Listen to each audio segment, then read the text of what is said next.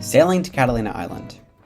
A pocket-sized journey when compared to the Hawaiian Islands, 2,600 nautical miles, or approximately 26 days away, on a similarly pocket-sized vessel. In our case, this vessel is Drifter, my beautiful Pacific Sea craft Flicka 20 from 1985. The Flicka is a capable microcruiser designed by Bruce Bingham in the 50s with a similar hull to 19th century working boats, intended to improve the lives of Block Island Sound fishers with their speed and supreme seaworthiness. Oh, and who am I? I'm a 13-year-old single and double-handed sailor who dreams of circumnavigating the Earth, but instead takes a week off of their spring break to circumnavigate Catalina Island, the popular cruising destination of amateur and expert sailors alike, who bask in the picturesque landscapes used to film dozens of South Seas movies. Sunday, March 26th. My grandmother Elaine and I cast off the lines of our Marina del Rey slip, with a double-reefed mainsail, ready to battle the 20-knot winds predicted from the Santa Ana storm. If you're unfamiliar with Santa Anas, they're strong, incredibly dry winds originating inland but greatly affecting the California Channel Islands, which Catalina is a member of. With some expert sailors warning us that the wind and waves could quickly and easily build to an unmanageable amount in the San Pedro Channel, we decide we can turn around to enjoy a calm Broadreach home if the wind picks up. We are moving along at a steady 5.5 knots, but reaching 7.5 when surfing down one of the massive 5 or 6 foot swells from the beam that would hew the boat to nearly 45 degrees. We're on the edge of turning around at points, but we decide that whatever happens, it'll be a great learning experience. After about 5 hours of bashing into these waves, it wasn't easy for Elaine. Heeling has always been my biggest downfall since the day in my ASA 101 process where I sailed overpowered in a Catalina 22 and, in a gust, got to a near knockdown where water was entering the cockpit. I've slowly tested myself with sailing in high winds and waves, and now, I'm proud to say, I think I managed the same angle of heel that terrified me that day years ago, but with a smile on my face. We got the sails down and headed in for Isthmus Cove, the first stop of our circumnavigation and the main harbor of the aptly named Two Harbors, Catalina's smaller town. There are no slips on Catalina, and instead, boaters moor. Mooring can get complex in a Santa Ana, where the Two Harbors Harbor Department requires you to moor backwards to have the boat's bow facing oncoming wind and waves. I can only assume that this cautious storm preparation technique originated after the 2014 freak storm that sunk and totaled almost a dozen boats and killed 2, injuring many more on Catalina.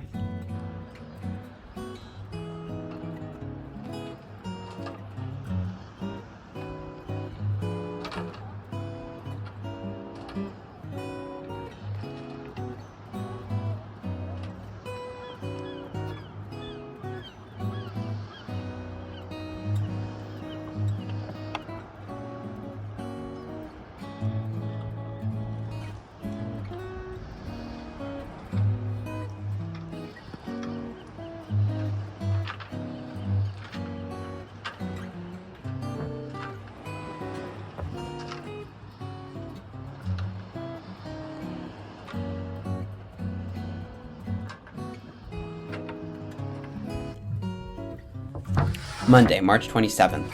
Sunrises and sunsets are really a spectacle in Catalina, with the bright, warm colors complementing the palm trees and bumpy green landscape. Every sunrise on a sailing trip makes me realize how lucky I am to be in such a beautiful place, and it reminds me to embrace and truly live each day because it won't last forever. Another challenge I must face on this trip to prepare me for future single-handed adventures is sleeping on the boat alone. On this trip, Elaine gets the luxury of hotel every night, and I stay on the boat, meeting her every morning for breakfast. The first night aboard has been difficult, as I initially felt lonely and didn't think I could do everything alone. I video called my mom for about an hour, as I honestly wasn't sure what would happen when I was totally alone. Obviously, I've done a lot of single-handed sailing, but this is different. This was living alone, not sailing alone. Join me as we get into the dinghy and walk up to the banning house.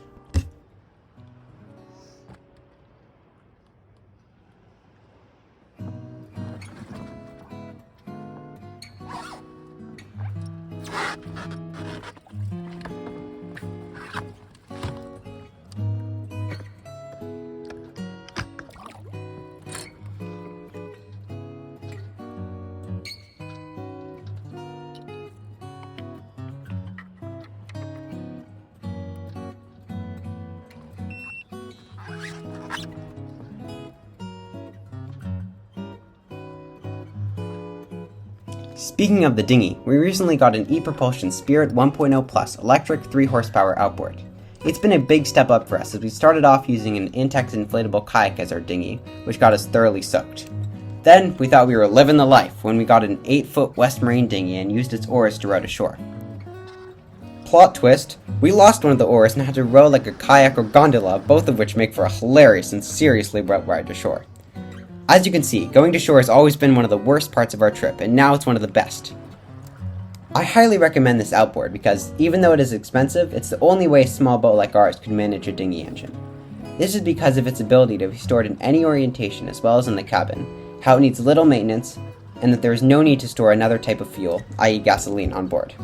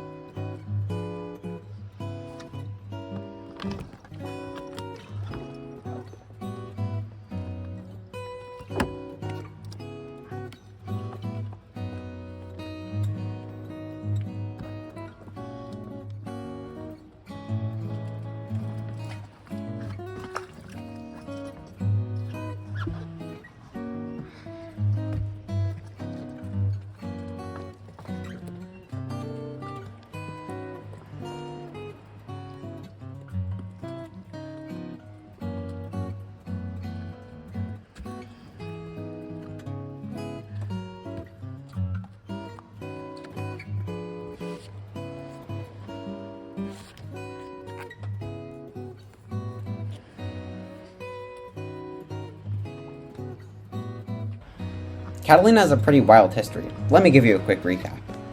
The island was inhabited by the Tongva, also known as the Gabrielino, who went to and from the island for trade.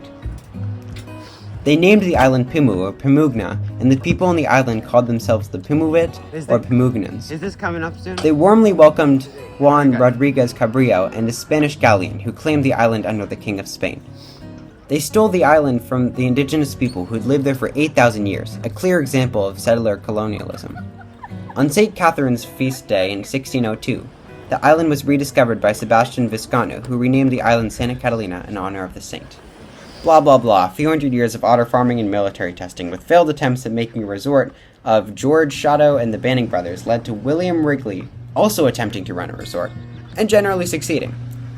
He modernized Avalon, and his family still runs the Catalina Island Company, and they donated the other 95% of the island to the Catalina Island Conservancy.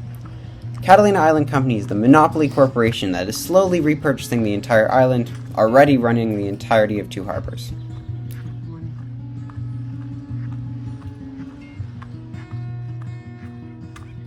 We are now walking through the town of Two Harbors, and to your right you can see the patio of the Harbor Reef Restaurant and West End Galley. The schedule and multiple names for the same restaurant make it quite confusing, so let me explain. West End Galley serves breakfast on Friday through Saturday and lunch every day, but only in the summer. The Harbor Reef Restaurant serves dinner every day of the week, but only Friday through Sunday in the winter with a very limited menu. Before we left this trip, we called them to ask if the restaurant was open, and they said yes, despite their website saying no. It was open, and they quickly changed the site, which leads me to believe the site is nearly completely inaccurate?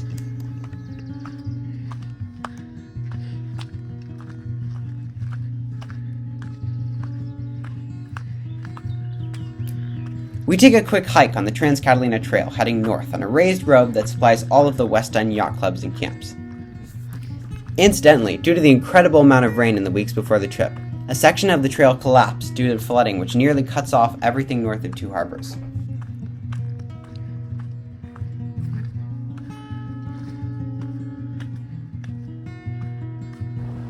At around 11:30, we motor back over to Drifter for a motor to Cat Harbor. I hesitate to call this sailing, as there is less than 5 knots of wind. The West End is the best end, and no, I did not steal that from a t-shirt in the Two Harbors gift shop. There are beautiful mountain landscapes and gorgeous rock formations. An unforeseen circumstance that has made this trip a ton more difficult is that our Raymarine tiller pilot died on the windy sail over. We tried bringing up a multitude of tiller tying systems, but ultimately we had to hand steer the rest of the trip.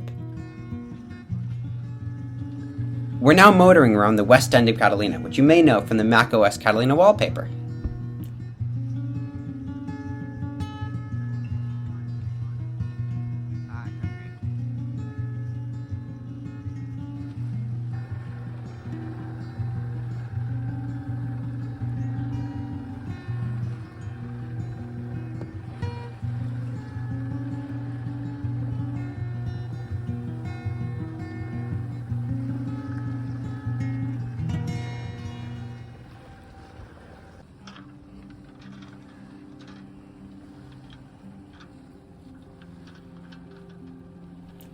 As we started to see the difficult to find Cat Harbor, I stupidly tried calling the harbor patrol to get a mooring on our VHF when the signal was clearly blocked by a mountain.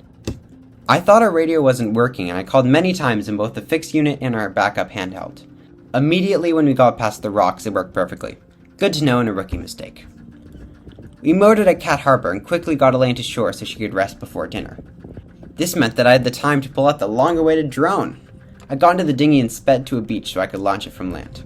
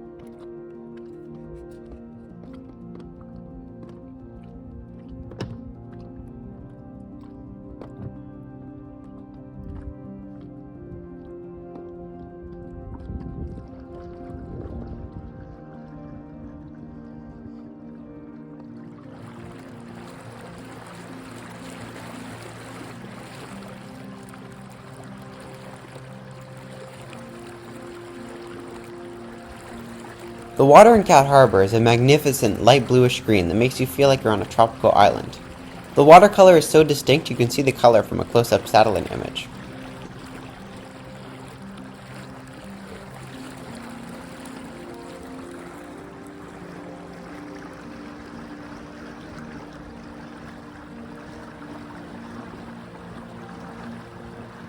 Located on the west end of Catalina, Two Harbors is a unique destination in Southern California, boasting a so-called South Seas ambiance. I find the town to be quite charming and everyone is very friendly. There's a restaurant, a general store, restrooms, showers, laundry, and a marine diesel and outboard mechanic when it comes to boaters' amenities. Cat Harbor, where we are now, is one of the 2 U.S. Coast Guard approved safe harbors, meaning it fills up pretty quickly with a prediction of nasty weather. Cat Harbor, in my opinion, is also one of the prettiest locations in California, and you'll meet some more serious cruisers than the group at Isthmus Cove.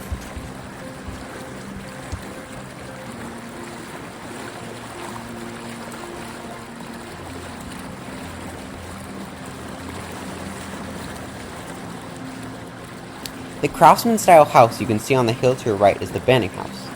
It was built in 1910 by the Banning brothers as a summer getaway on their newly acquired resort island. They sold the island soon after building it, and the building now serves as a hotel. This is where Elaine is staying.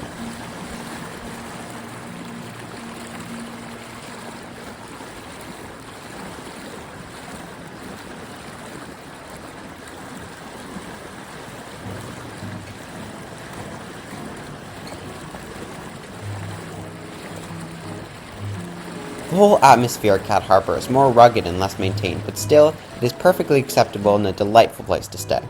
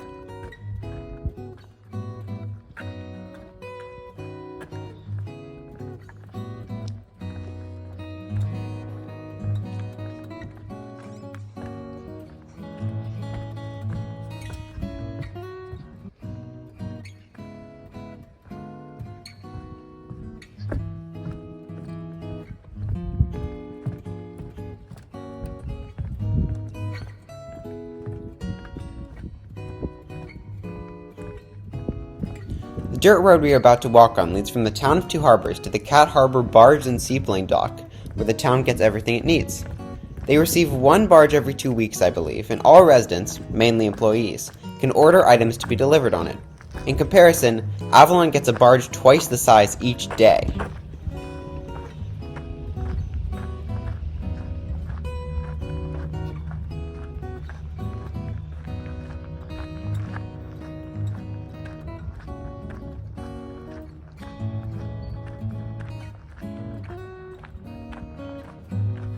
Now to the drone shots.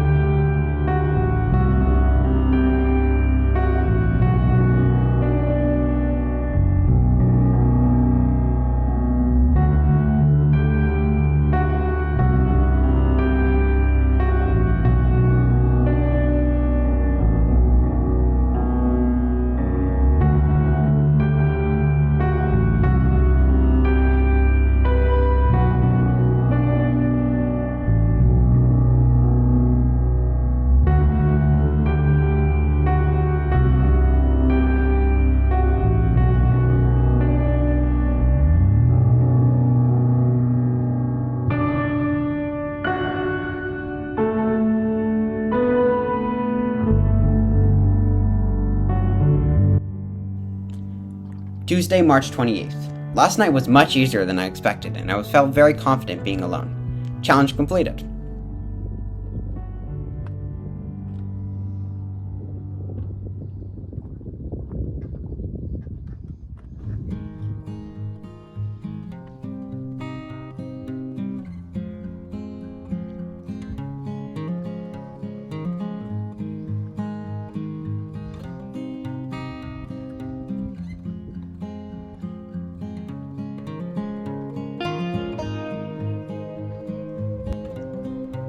I took a walk to the Cat Harbor overlook this morning before breakfast, but let's quit playing around, because today is our longest island-to-island stretch. Off to Avalon!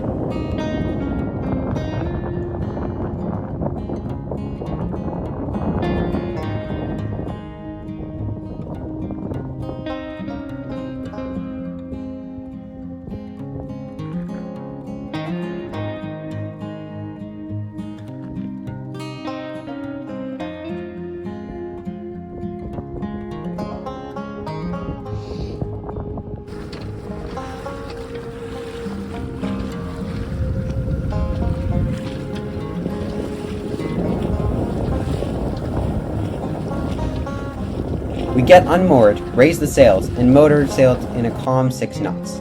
This hour of calm sailing was our favorite because of the amazing backside landscape and the peaceful ocean, which made for good conversation.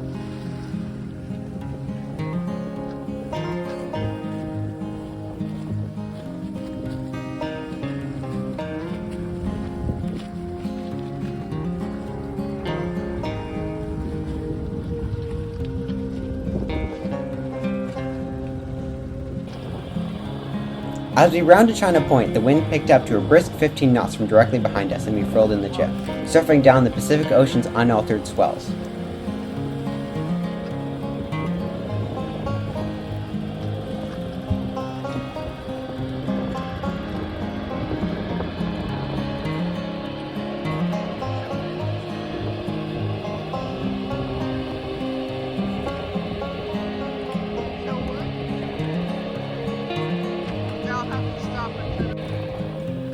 Out of the corner of my eye, I saw a military destroyer off the coast of San Clemente Island, the only naval training site that conducts live firing drills.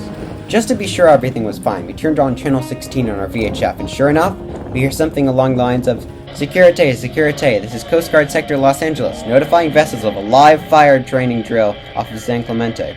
Please clear the area." Seeing the warship seemingly midway between San Clemente and Catalina, I raised our engine RPMs to 2,500 to try to get us out fast. I know we weren't in any direct danger, but I'd rather not be a mile away from a missile firing drill. A helicopter spots us, so we decide it's not necessary to make a radio call. Another thing we learned towing a dinghy and following seas is how close the tow line gets to our prop.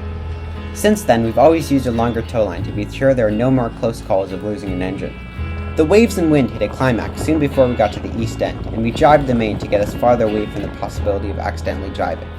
We then trimmed in the main for our beam reach, and immediately the wind died in protection of the island. We motored into Avalon and tied up to mooring 15 after speaking to the harbor patrol boat and navigating past the eager passengers aboard the shore boats, sprinting to and from the cruise ship anchored outside the harbor.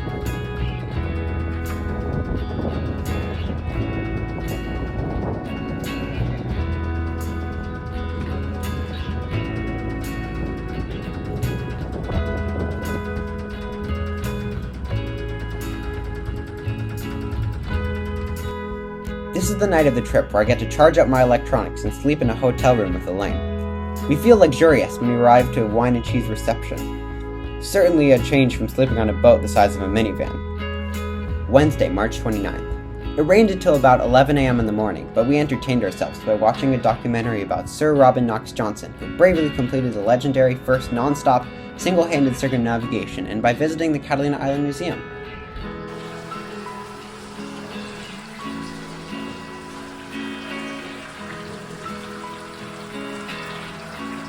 This stretch from Avalon to Two Harbors is known to be a slow one, as you are forced to point the bow directly into the common westerly winds, which pick up to around 10 to 15 knots every afternoon. We pinched the boat as close to the wind as possible, but we were heading practically the opposite direction. Tacking back and forth didn't seem to help much either. I soon realized that we'd have to motor sail to make it before 8:15 as the government predicted. The sail should have been miserable, but we laughed about our conundrum and ended up with a really fun evening, ending at around 6 p.m. Plenty of time to get our 4th veggie burgers, which are the best vegetarian option at the Harbor Reef restaurant. Thursday, March 30th. Last night was crazy rainy. It felt almost surreal. This made for a very muddy hike to Banning House for breakfast. Apparently the dirt road, which is the only way to get to the hotel, is so bad that their van slid sideways all the way down the hill and they can't take any vehicles up or down.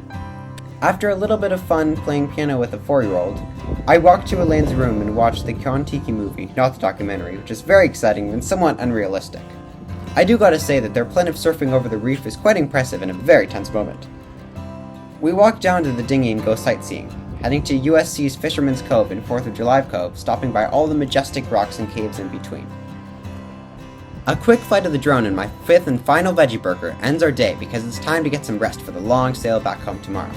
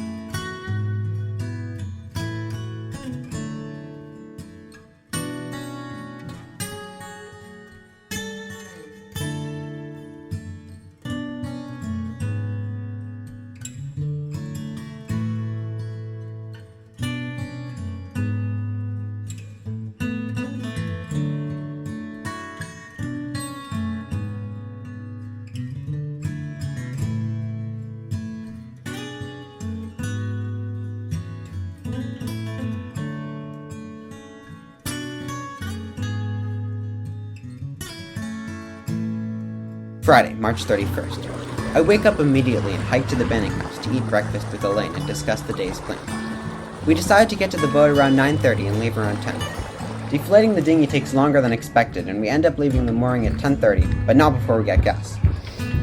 I normally wouldn't pay for expensive island gas, but since we had a scare just before we left that we didn't refuel before our last island trip, we knew it could be low. We decided it would be worth it. With the pressure of the ferry coming at 10:55, we quickly pull up, quadruple check the green handles for diesel, and pump gas.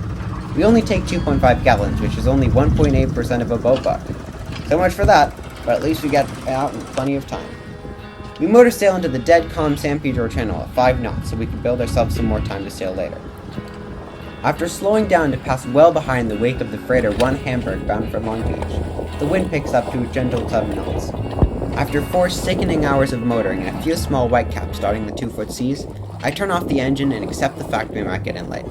Ah, much better. Fair winds, my friends.